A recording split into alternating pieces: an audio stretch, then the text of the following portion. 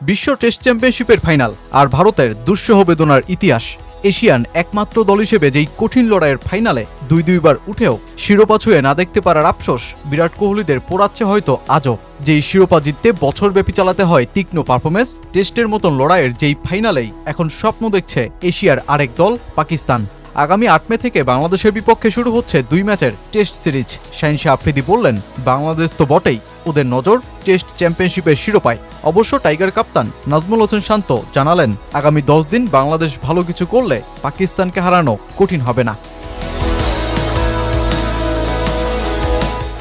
২০২৪ সালটা বাংলাদেশের জন্য স্মরণীয় হয়ে থাকবে। সে বছরের আগস্ট সেপ্টেম্বরে পাকিস্তানের মাটিতে গিয়ে রাওয়ালপিন্ডির মাটিতে পাকিস্তানকে টেস্টে হোয়াইট ওয়াশ করে ইতিহাস রচনা, সেটা তো টাইগার টেস্ট ক্রিকেটের বড় এক প্রাপ্তি।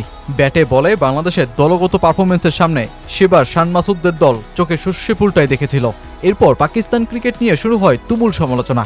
পাকিস্তান সেবার বিশ্ব টেস্ট চ্যাম্পিয়নশিপের পয়েন্ট তালিকায় সবার নিচে ৯ নম্বরে চলে আসে আর বাংলাদেশ উঠে যায় ৭-এ। সেই মুহূর্ত কাটিয়ে আবারও দীর্ঘ ২ বছর পর বিশ্ব টেস্ট চ্যাম্পিয়নশিপের নতুন চক্রে মুখোমুখি হচ্ছে নাজমুল হোসেন শান্ত ও শান মাসুদের দল।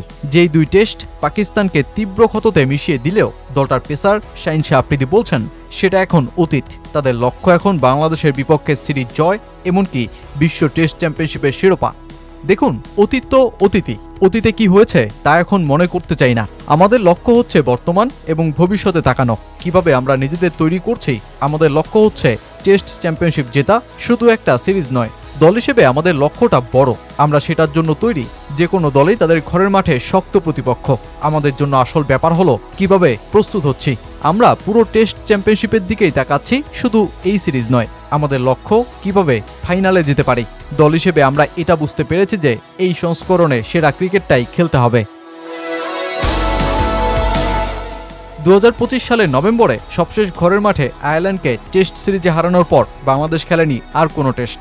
দীর্ঘ অর্ধ বছর টেস্টের বাইরে থেকে বাংলাদেশকে মুখোমুখি হতে হচ্ছে পাকিস্তানের বিপক্ষে। যেই সিরিজে সামলাতে হবে পাকিস্তানের বোলিং, ব্যাটিং।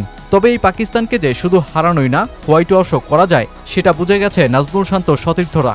দেশের ক্রিকেটে মাঝে চড়া উত্তেজনা, বিশ্বকাপ থেকে নাম সরানো, বোর্ড সভাপতির একের পর এক বদল, এইসবও টাইগারদের মানসিকতায় প্রভাব ফেলেছে। আর সেসবকে পাশ কাটিয়ে এখন মাঠের ক্রিকেটে বাংলাদেশের দারুণ কিছুই করবার চোখ। নাজমুল শান্ত অন্তত সেই বিশ্বাসটাই রাখেন। ক্রিকইনফোকে তিনি বলেন, সেই সফরের সবচেয়ে ভালো দিক ছিল আমাদের প্রস্তুতি। আমি কখনো এত ভালো প্রস্তুতি দেখিনি। একই সঙ্গে আমরা দারুণ ক্রিকেট খেলেছিলাম। রাওয়ালপিন্ডিতে ২৬ রানে ৬ উইকেটের সেই অবস্থা থেকে ফিরে আসাটা ছিল অবিশ্বাস্য। এই ২ বিষয় ছিল সেই সিরিজের হাইলাইট। এবারও আমরা ভালো প্রস্তুতি নিচ্ছি। যারা সাদা বলে ছিলেন না, তারাও অনেকদিন ধরে অনুশীলন করছে।